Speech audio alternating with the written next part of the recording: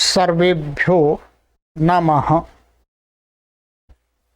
देववाणी संस्कृतम YouTube channel में आप सभी संस्कृत प्रेमियों का हार्दिक अभिनंदन है। मित्रों, हम संस्कृत व्याकरण प्रवेशिका नामक ग्रंथ डॉक्टर बाबूराम सक्सेना महाराज जी के द्वारा प्रणीत को पढ़ रहे हैं और हम इस श्रृंखला में कॉम्पिटिटिव एग्जाम की तैयारी करने वाले हमारे जो पाठक हैं उनको ध्यान में रखते हुए तथा संस्कृत को पढ़ने के इच्छुक जो भी हमारे महानुभाव हैं उनको दृष्टि में रखते हुए इस सीरीज को चला रहे हैं। समास प्रकरण। समास एक बहुत विशिष्ट प्रकरण है संस्कृत भाषा का, उसको हम चला रहे हैं। अभी तक हमने इसकी 7 कक्षाएं पढ़ ली हैं। आज हम 8th क्लास को पढ़ेंगे। 7 क्लासेस को हमने पढ़ लिया है, 8th क्लास को आज पढ़ेंगे। प्लेलिस्ट में कॉलम बना दिया गया है पीजीटी समास प्रकरणम डॉक्टर बाबूराम सक्सेना। उसमें आप इन वीडियोज को सभी को क्रमानुसार देख सकेंगे। चलिएगा मित्रों, हमने आपका गत कक्षा में अव्ययी भाव समास पूरा करा दिया हमने, ठीक है। अव्ययी भाव समास को मैंने जो भी इसमें पढ़ाया गया है आपके लिए जितना आवश्यक है उतना मैंने आपको पूरा करा दिया इसका, ठीक है।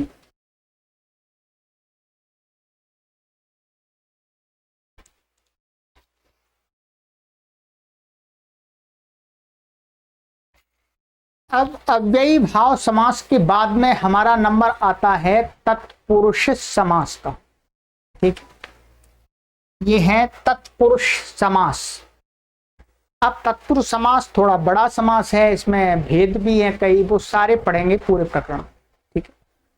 तो ये कक्षा तत्पुरुष समास से आरंभ हो रही है, ध्यान रखें। आइएगा, देखिएगा, आपके पास में पुस्तक है तो पुस्तक का सहयोग लीजिएगा, और नहीं है तो आप इस पुस्तक को ऑनलाइन मंगा भी सकते हैं देववाणी संस्कृतम से संपर्क करके। बहुत अच्छी पुस्तक है। छात्रों को ध्यान में रखते हुए और अध्यापकों को ध्यान में रखते हुए इसमें बहुत ही अच्छी सामग्री संकलित की गई है। आइएगा, तत्पुरुष समास नंबर क। तत्पुरुष उस समास को कहते हैं जिसमें प्रथम शब्द द्वितीय शब्द की विशेषता बताए, ठीक है। जिस प्रकार से अव्ययी भाव समास था उसमें क्या नियम बताया था कि बाद वाला पद संज्ञावाची होता है, पूर्व वाला पद अव्यय होता है, और अव्यय के अर्थ की प्रधानता होती है, पूर्व पद के अर्थ की प्रधानता होती है। यह है तत्पुरुष समास। इसमें हमने आपको बता दिया था कि उत्तर पद के अर्थ की प्रधानता होती है। उसी को बता रहे हैं कि तत्पुरुष समास उस समास को कहते हैं जहां पर जो पहला शब्द है, पूर्व वाला शब्द है, वो बाद वाले शब्द की विशेषता को बताता है, अर्थात विशेषण के रूप में प्रयोग होता है पूर्व वाला शब्द। अपना अर्थ उसको न बता करके वो उसको विशेषित करता है, विशेष्य को, ठीक है, विशेषता बताए। चूंकि तत्पुरुष का प्रथम पद वैशिष्ट्य बोधक होता है अथवा विशेषण का कार्य करता है और उत्तर पद विशेष होता है, और चूंकि विशेष्य प्रधान होता है इसलिए तत्पुरुष की प्रायेण उत्तर पदार्थ प्रधान तत्पुरुषः, ऐसी व्याख्या की गई है, माने ये परिभाषा बनाई सरल में का। क्योंकि तत्पुरुष समास का जो प्रथम पद है वो क्या है, विशिष्टता को दर्शाने वाला होता है, वैशिष्ट का बोधक होता है, अर्थात बाद वाले पद की विशेषता को बताने वाला, अथवा आप उसको विशेषण भी कह सकते हैं, विशेषण का कार्य करता है। और उत्तर पद विशेष होता है, ठीक है, विशेष कहें या विशेष कहें एक ही बात है, ठीक है। इसलिए तत्पुरुष की हमारे आचार्यों ने एक छोटी सी परिभाषा बना दी। क्या बनाई कि तत्पुरुष की पहचान ये है कि उत्तर पदार्थ प्रधान तत्पुरुषः, जिस समास में उत्तर पद के अर्थ की मान बाद वाले शब्द की अर्थ की प्रधानता हो, मुख्यता हो, वह समास तत्पुरुषः तत्पुरुष जानना चाहिए, ठीक है, सरल है। चलिएगा आगे उदाहरण दिखा रहे हैं आपको।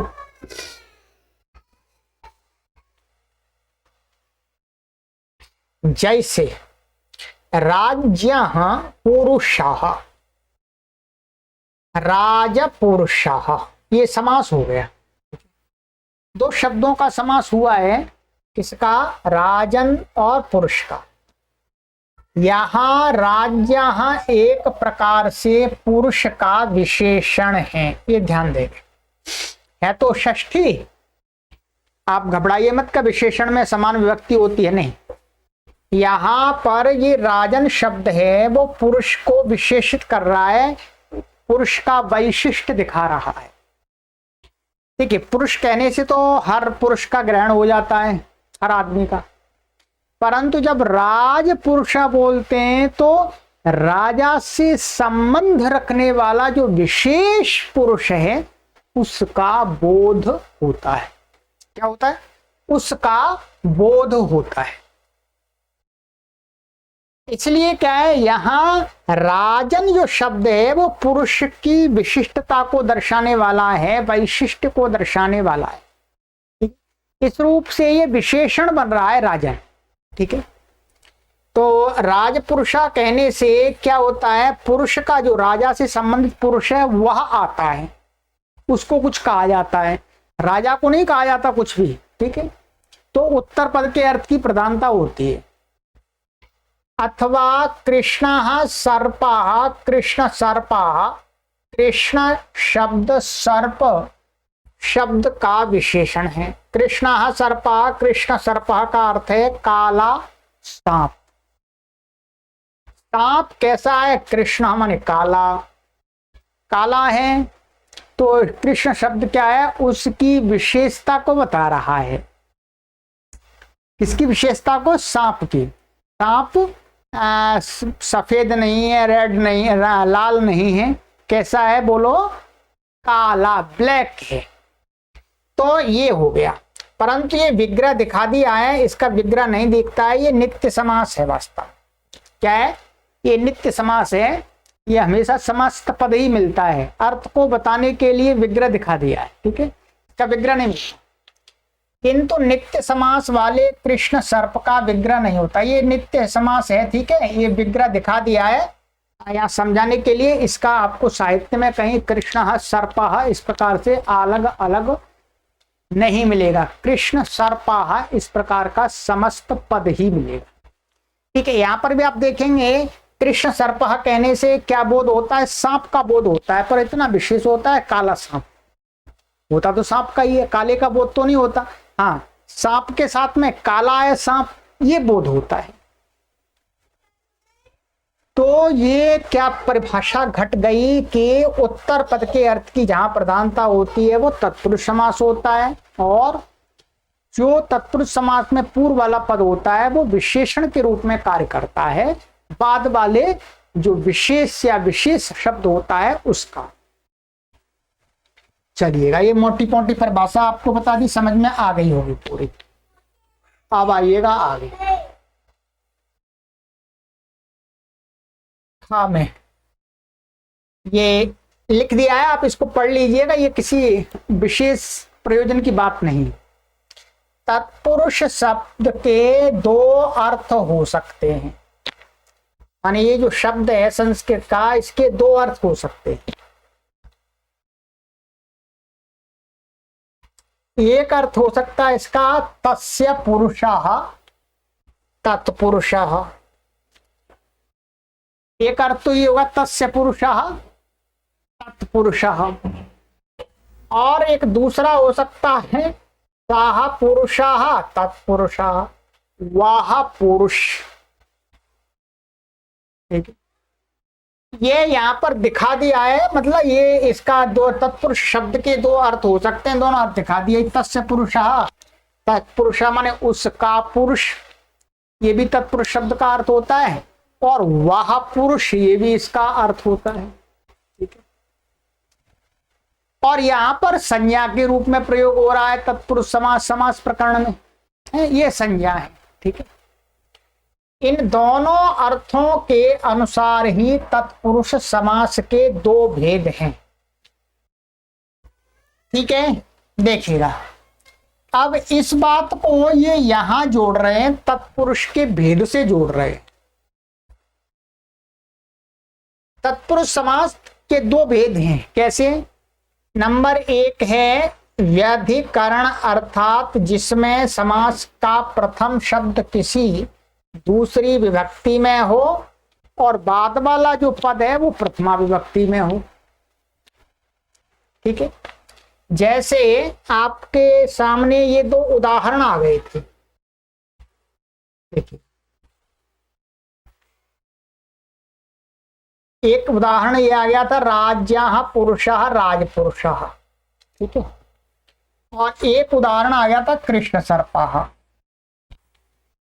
अब देखिएगा, ये कहते हैं दो प्रकार का भेद है इसमें। ये वाला जो समास है ये है व्यधिकरण।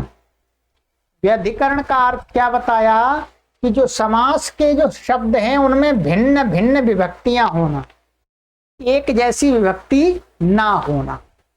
जैसे राज्यः पुरुषः, राज्य में षष्ठी है, इसमें प्रथमा है, दोनों में भिन्न भिन्न विभक्तियां हैं, इसलिए इस प्रकार का जो होता है वो व्यधिकरण होता है। व्यधिकरण भिन्न भिन्न अधिकरण। ठीक है, अब देखिएगा यहां पर ये जो किया हमने तत्पुरुष शब्द का जो नाम रखा है तस्य पुरुषः तत्पुरुषः, यहां पर भी भिन्न भिन्न विभक्ति है। माए तस्य में षष्ठी है, पुरुषा में प्रथमा है।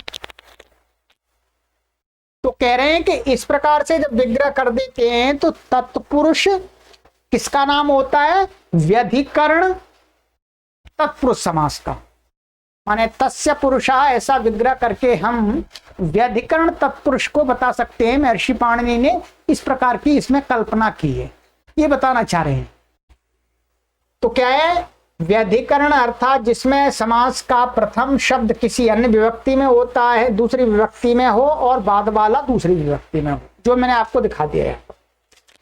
और एक होता है समानाधिकरण, दूसरा भेद, अर्थात ऐसा तत्पुरुष भी होता है कि जिसके सभी शब्दों में समान विभक्ति होती है, समान विभक्ति समान वचन। जैसे सह पुरुषः तत्पुरुषः, यहां पर भी प्रथमा है, यहां पर भी प्रथमा है।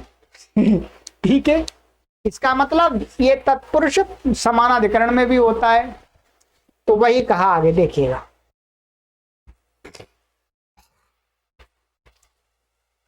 नंबर 2, समानाधिकरण अर्थात जिसमें प्रथम शब्द की विभक्ति और दूसरे शब्द की विभक्ति एक ही हो, अर्थात जितने जिन शब्दों का समास कर रहे हैं उन सभी पदों में समान विभक्ति हो और उत्तर पद के अर्थ की प्रधानता हो। ठीक है, तो वो क्या होता है? समानाधिकरण समास होता है।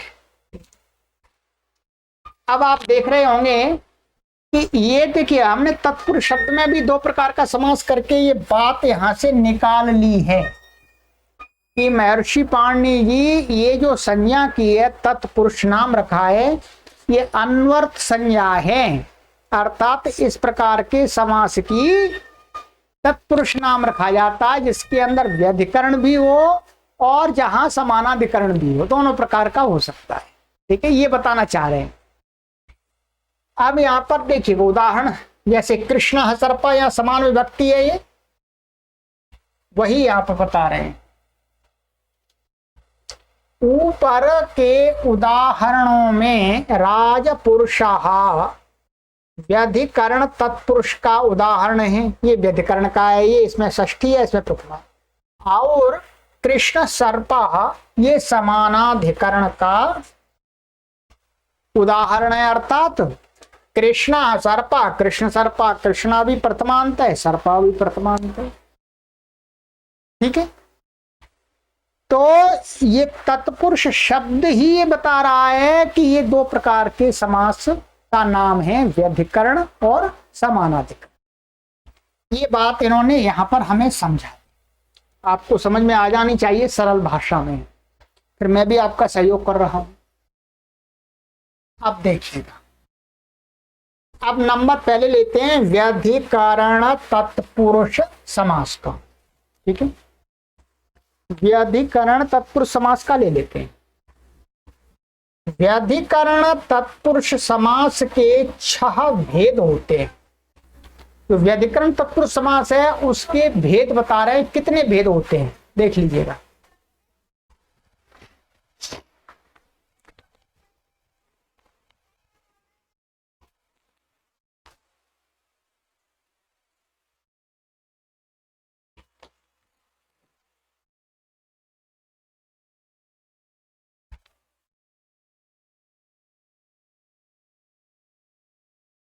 देखिए,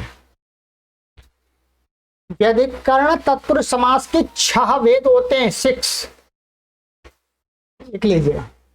नंबर 1 होता है द्वितीया तत्पुरुष, नंबर दूसरा होता है तृतीया तत्पुरुष,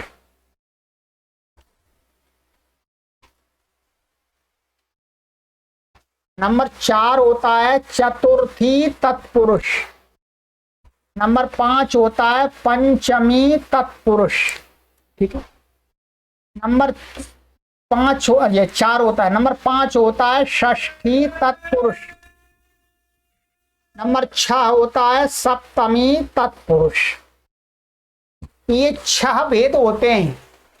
ये 6 भेद किस प्रकार से होते हैं, इस बात को ये आगे समझा रहे हैं। ठीक है, कैसा होता है, द्वितीय तत्पुरुष, तृतीय तत्पुरुष, चतुर्थी तत्पुरुष, पंचमी तत्पुरुष और षष्ठी तत्पुरुष और सप्तमी तत्पुरुष।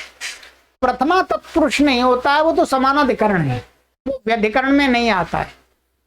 अतः प्रथमा विभक्ति हो जाएगी तो फिर समानाधिकरण बन जाएगा, व्यधिकरण नहीं रहेगा। अब देखिएगा, यहां समझा रहे हैं, यदि समास का प्रथम शब्द द्वितीय विभक्ति में रहा हो, द्वितीय विभक्ति में रहा हो, अर्थात जिन पदों का समास कर रहे हैं उनका जो पहला शब्द है उसमें द्वितीय विभक्ति हो यदि, तो वह द्वितीय तत्पुरुष होगा। द्वितीय पूर्व शब्द में, इसलिए द्वितीय के नाम से प्रसिद्ध हो जाएगा। इसी प्रकार जिस विभक्ति में प्रथम शब्द रहेगा उसी के नाम से इस समास का नाम होगा। पहला शब्द तृतीय विभक्ति वाला तृतीय तत्पुरुष हो जाएगा, चतुर्थी वाला चतुर्थी तत्पुरुष हो जाएगा, पंचमी वाला है पंचमी तत्पुरुष हो जाएगा, षष्ठी वाला है षष्ठी तत्पुरुष हो जाएगा, सप्तमी वाला है तो सप्तमी तत्पुरुष हो जाएगा। प्रथमा वाला है तो नहीं होगा, क्योंकि व्यधिकरण में नहीं आएगा, फिर समान विभक्ति हो जाएंगी, दोनों में प्रथमा हो जाएगी तो समानाधिकरण व्यधिकरण में नहीं आएगा। व्यधिकरण के 6 भेद हैं। 7 विभक्तियों में केवल प्रथमा विभक्ति शेष रही, 6 तो आ गई। यदि प्रथम शब्द प्रथमा विभक्ति में रहे तो व्यधिकरण तत्पुरुष हो ही नहीं सकता। कैसे होगा व्यधिकरण, तो बाद वाला भी प्रथमा दूसरा भी, दोनों में एक ही समान विभक्ति है, समानाधिकरण हो जाएगा। वो कैसा समास हो जाएगा, प्रथमा प्रथमा वाला समानाधिकरण हो जाएगा। इस कारण ये 6 ही व्यधिकरण के भेद होते हैं। व्यधिकरण के कितने भेद हैं तत्पुरुष में? 6 है। द्वितीय तत्पुरुष, तृतीय तत्पुरुष, चतुर्थी तत्पुरुष, पंचमी तत्पुरुष, षष्ठी तत्पुरुष और सप्तमी तत्पुरुष। ठीक है, क्लियर हो गया? आराम चलिएगा, आइएगा अब उदाहरण लेते हैं। ठीक है, का में द्वितीय तत्पुरुष, यह समास थोड़े से ही शब्दों में होता है। माने ये द्वितीय तत्पुरुष का में प्रयोग मिलता है वो बहुत कम शब्दों के साथ में ही मिलता है। ऐसा नहीं कि हर द्वितीयांत शब्द के साथ में आपको समास मिल जाए, ऐसा नहीं। ठीक है, मुख्य ये है, मुख्य आपको यहां दिखा रहे हैं। इसके लिए ये टिप्पणी में सूत्र लिखा है द्वितीय तत्पुरुष समास करने का। सूत्र भी मैं आपको दिखा देता हूं। ये सूत्र हैं, 2 सूत्र हैं वास्तव में। हाँ, 2 नहीं, एक सूत्र है। द्वितीया श्रितातीत पतित गतात्यस्त प्राप्ता पन्नई। ये सूत्र है दूसरे अध्याय के प्रथम पाद का 24वां सूत्र है। अब देखिएगा यहां पर कि इसका सूत्र का अर्थ कर रहे हैं। द्वितीया जब, द्वितीया जब माने द्वितीय विभक्त्यंत शब्द जब श्रित, अतीत, पतित, गत, अत्यंत, प्राप्त, आपन ये शब्द है। 1 2 3 4 5 6 7 शब्द आपन शब्दों के संयोग में आती है। माने इन शब्दों के साथ में जो दूसरा शब्द है ना, ठीक है, दूसरा शब्द है तो उस दूसरे शब्द में यदि द्वितीय विभक्ति होती है तो इन शब्दों के साथ में उस द्वितीयांत का समास हो जाता है, तब द्वितीय तत्पुरुष समास होता है। ठीक है, उदाहरण में देख लेते हैं, आइए।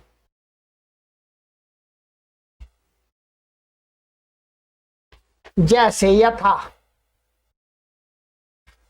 कृष्णम श्रिता कृष्णाश्रिता, ये द्वितीय विभक्त्यंत है। श्रिता ये प्रथमा है। दोनों में भिन्न भिन्न विभक्ति हो गई तो व्यधिकरण हो गया। व्यधिकरण की यही पहचान है, भिन्न भिन्न विभक्ति होना बस। तो अब एक समास हो गया इसी से, सूत्र से, तो क्या हो गया? कृष्णाश्रिता।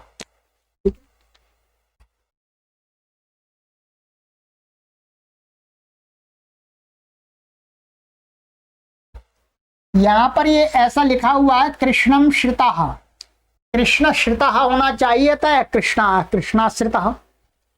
यहां पर ये क्या है, इन्होंने आ जोड़ दिया है। आप इसको ऐसा भी कर सकते हैं, कृष्ण श्रिता। ध्यान दीजिएगा, इसके हिसाब से तो ये होना चाहिए। ठीक है, परंतु श्रित से आश्रित शब्द का भी ग्रहण होता है। यहां पर आश्रित जोड़ दिया है। उदाहरण तो सही है क्योंकि श्रित इसमें भी है, परंतु यहां विग्रह कर रहे हैं, उसके अनुसार ये वाला समास होना चाहिए, कृष्ण श्रिता। इसके लिए हमको समास करना पड़ेगा, विग्रह करना पड़ेगा, कृष्णम आश्रित। क्या करना पड़ेगा? कृष्णम आश्रित, कृष्णाश्रिता, ये इसका विग्रह ऐसा होगा। ठीक है, इसका ये होना चाहिए, या गलती से लिखा गया है। ठीक है, कृष्ण पर आश्रित, दोनों का अर्थ समान होगा। दोनों का अर्थ एक होगा। कृष्ण पर आश्रित माने कृष्ण के सहारे, कृष्ण के सहारे जिनकी नैया वो है कृष्णाश्रित। अब यहां द्वितीय अंत के साथ तत्पुरुष समास हो गया, तो ये कैसा हो गया? और यहां पर आप देखेंगे कृष्ण के आश्रित हुआ व्यक्ति को कहा जा रहा है, कृष्ण को नहीं कहा जा रहा है यहां पर। तो इसलिए उत्तर पद के अर्थ की प्रधानता है। आश्रित माने जो आसरा लेकर के बैठा हुआ है वो। ठीक है, दुखातीता,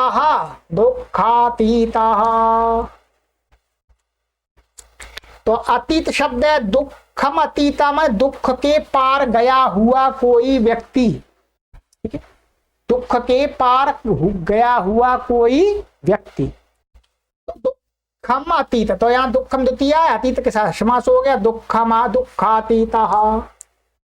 अग्निम पतिता, अग्निपतिता, अग्नि को अग्नि में गिरा हुआ ऐसा अर्थ आता है, ठीक है। अग्निम पतिता माने अग्नि को गिरा हुआ, अग्नि में गिरा हुआ, हिंदी में ऐसा बोलेंगे। तो यहाँ पर भी द्वितीयांत है, तो ये द्वितीय इसके साथ में द्वितीय तत्पुरुष समास हो गया। प्रलयम गताः, प्रलय गताः अर्थात विनाश को प्राप्त हुआ। मेघम अत्यस्ताः, तो मेघात्यस्ताः मेघ के पार पहुंचा हुआ, मेघ को भी पार कर गया, ठीक है। तो मेघ के पार कर गई, ऐसे वायु आदि कह सकते हैं, ठीक है। तो मेघात्यस्ता ये हो गया द्वितीय, ये प्रथमा है, दोनों का समास होगा, उत्तर पर तत्पुरुष समास हो गया, ठीक है। ये ध्यान अब आप अपने आप विचार कीजिएगा। मैंने आपको बता रहा हूं उत्तर पद के अर्थ की प्रधानता है यहाँ पर, ना तो दुख की कृष्ण की विषय अर्थ की प्रधानता दुख की नहीं है, दुख के पार जो हो गया है वो उसको कहा जा रहा है।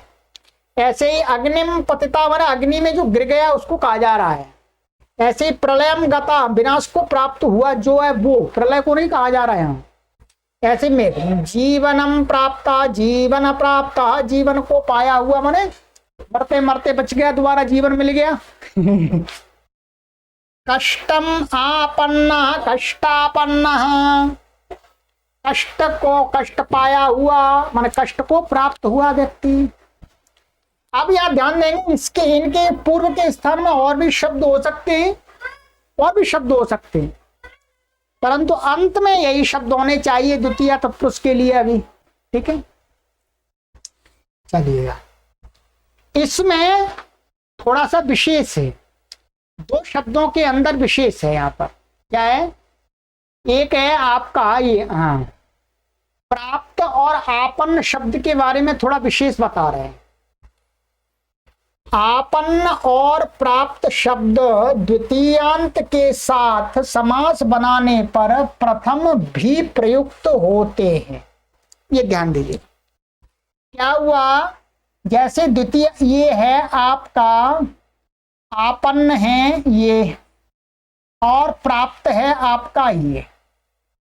यहाँ क्या है, ये प्राप्त और आपन्न शब्द समास के अंत में प्रयोग हो रहे हैं, परंतु महर्षि पाणिनि का एक ऐसा सूत्र है जिससे इन दोनों का प्रयोग पूर्व में भी हो जाता है। कहां हो जाता है बोलो, पूर्व में। कैसे, प्राप्त जीवन आपन्न कष्ट, अर्थ वही रहेगा, माने जीवन को प्राप्त हुआ व्यक्ति, ठीक है। इसका अर्थ और इसका अर्थ समान है, इसका अर्थ और इसका अर्थ समान है, शब्द के स्वरूप में भेद है। यहां पर कष्ट शब्द पहले है, आपन्न बाद में है, यहाँ पर कष्ट बाद में है, आपन्न पहले। यहाँ पर जीवन पहले है, प्राप्त बाद में है, यहाँ पर प्राप्त पहले है, जीवन बाद में। केवल इन दो शब्दों के बारे में बात कही जा रही, अर्थ समान है, ऐसा भी आपको प्रयोग मिल सकता है ऐसा। इसके लिए एक सूत्र है, महर्षि पाणिनि का सूत्र है, प्राप्तापन्ने च द्वितीयया 2 2 4, ये कर देता है पूर्व में विकल्प करके। प्राप्तापन, प्राप्त और आपन शब्द को वो द्वितीय अंत के साथ में समास को प्राप्त हो जाते हैं, तो क्या हो जाता है, ये प्रथम पूर्व में आ जाते हैं प्राप्त और आपन। बस इतना समझ लीजिएगा, ठीक है। बाकी आपको पूरा और गहराई से सिद्धियां समझनी है तो फिर अष्टाध्यायी भाष्य प्रथमावृत्ति अध्याय 2 में आ जाइएगा, जो कक्षा चल रही है। आपके लिए समुद्र मैंने तैयार कर दिया है। चलिए, ये तो हो गया आपका द्वितीय का, और देख लेते हैं द्वितीय का कहाँ कहाँ होता है थोड़ा सा, ठीक है। द्वितीय को पूरा कर लेते हैं।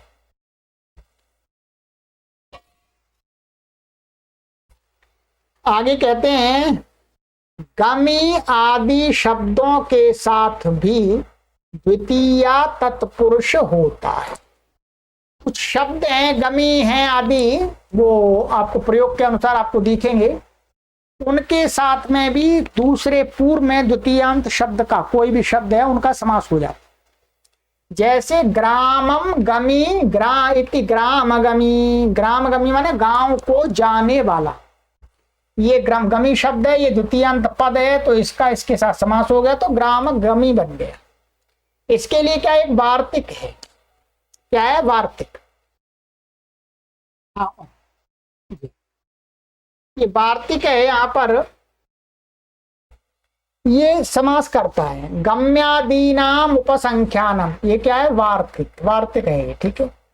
गम्यादीनाम उपसंख्यानम, गम्यादि शब्दों का भी द्वितीयांत के साथ में समास होता है, तत्पुरुष ये कहना चाहिए, ठीक है। आगे आ जाते हैं।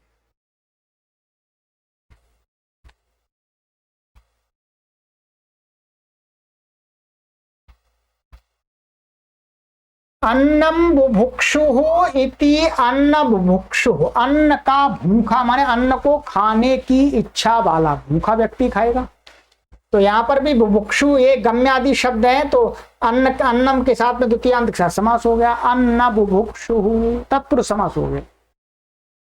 और बता रहे हैं और भी कहाँ होता है द्वितीय तत्पुरुष, कहते हैं कालवाची, ये सूत्र है नंबर 2, टिप्पणी देख लीजिएगा नीचे, एक सूत्र है कालाह, क्या सूत्र है कालाह, 2:1:28, ठीक है। कालाह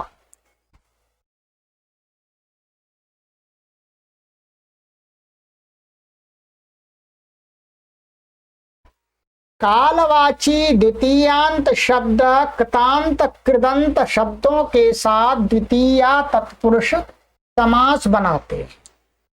कालवाची का अर्थ हुआ समय बोधक शब्द, क्या समय बोधक शब्द, किसी कालवाची द्वितीयांत शब्द, और वो समय बोधक शब्द कैसे होने चाहिए, द्वितीया विभक्ति वाले। ऐसे शब्द कतांत कृदंत माने कता प्रत्यय होता है, और वो कता प्रत्यय कृत प्रत्यय होना चाहिए, ठीक है। तो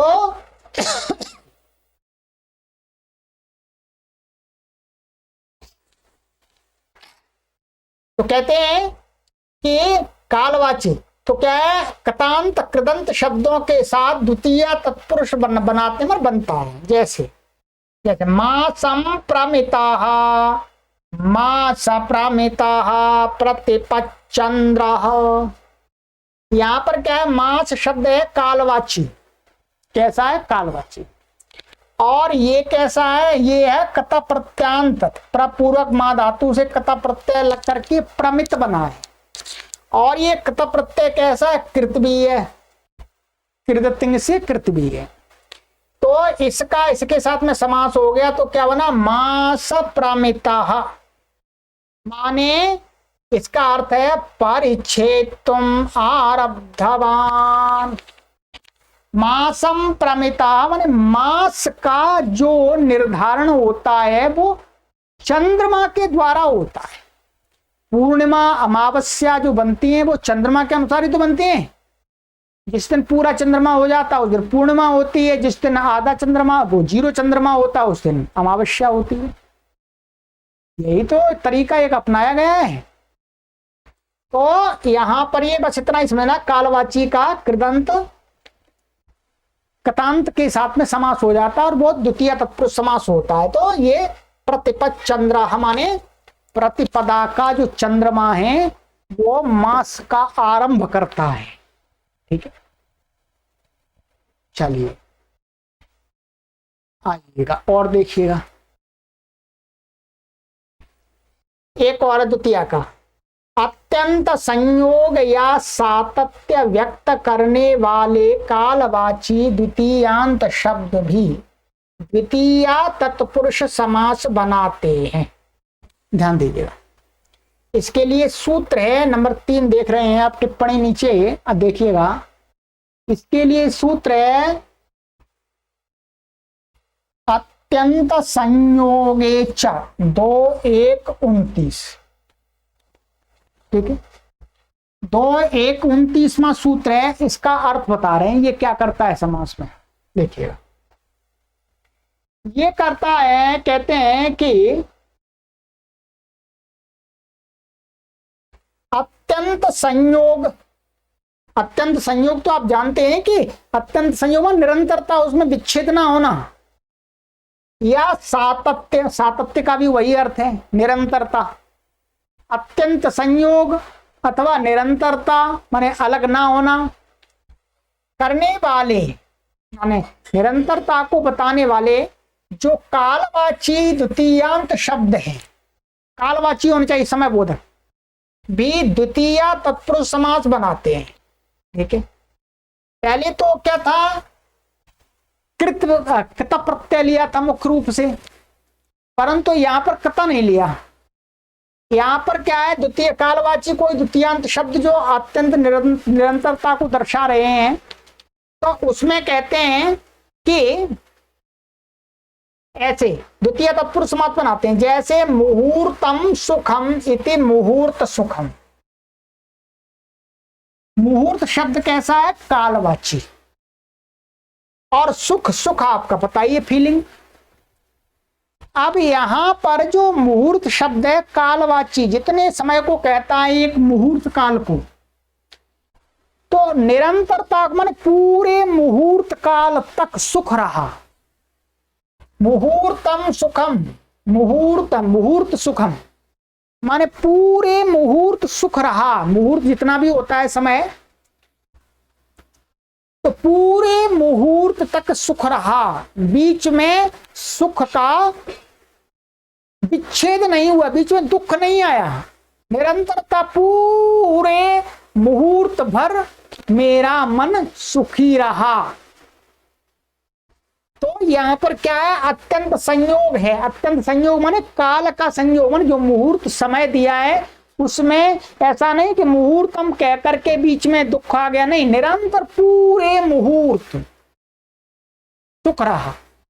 तो इस प्रकार का भी समास तत्पुरुष समास होता है, मुहूर्त सुखम। इसी प्रकार मुहूर्त व्यापी, मुहूर्त व्यापी माने पूरे मुहूर्त भर वो व्याप्त रहने वाला, बीच में हटा नहीं, लगातार पूरे मुहूर्त तक रहा, कुछ भी रहा, कुछ भी हो सकता है। ठीक है, ऐसे क्षण स्थायी, क्षण स्थायी का अर्थ है एक क्षण भर स्थित रहना।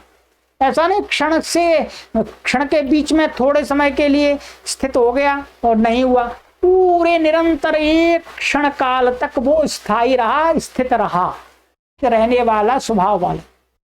तो ये आपका द्वितीय तत्पुरुष का समास जितना चाहिए उतना पूरा बता दिया यहां पर। अब यहां पर टिप्पणी दी है, ये पढ़ लेते हैं, आपको समझ में जितनी आ जाए उतनी ठीक है, नहीं तो कोई बात नहीं। इस बात को ध्यान में रखना चाहिए कि पहला नियम केवल कालवाचक शब्दों के विषय में है और दूसरा अत्यंत संयोग प्रकट करने वाले कृदंतों के साथ द्वितीय तत्पुरुष बनाते हैं, परंतु उत्तर पद में कतांत नहीं होता। ठीक है, ये किसकी बात कर रहे हैं, ये कहते हैं कि इस बात को ध्यान में रखना चाहिए कि जो पहला वाला नियम है वो केवल कालवाचक शब्दों में है। कौन सा, ये वाला, ये केवल कालवाची शब्द हो। ठीक है, और ये दूसरा वाला कहते हैं कि, और दूसरा अत्यंत संयोग प्रकट करने वाले, माने अत्यंत संयोग प्रकट करने वाले कालवाची शब्द कृदंतों के साथ